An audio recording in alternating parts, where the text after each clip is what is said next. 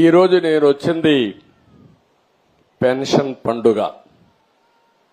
ప్రతి నెల మొదటి తారీఖున మొన్నటి వరకు అన్నారు, మీరు చూశారు, వాలంటీర్లు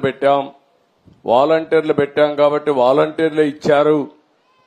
ఎన్నికల్లో వాలంటీర్లు వద్దని చెప్పి ఎన్నికల కమిషన్ ఆదేశాలు ఇస్తే ఈ ముసలవాళ్ళని పంచాయతీ ఆఫీసుకి తిప్పి 33 మందిని ఆ రోజు ప్రభుత్వం చంపేసే పరిస్థితికి వచ్చింది.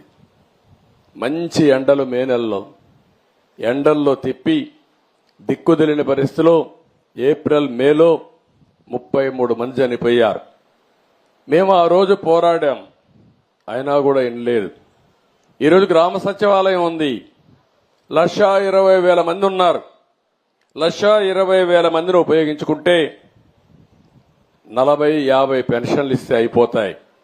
ఈరోజు అందుకనే ఆ పట్టుదలతోనే గ్రామ సచివాలయ సిబ్బందితో ఒకే రోజు రాష్ట్రంలో అందరికీ పెన్షన్ ఇచ్చే కార్యక్రమానికి శ్రీకారం చుట్టాం. ఎందుకు జరగదో చూపించాలని.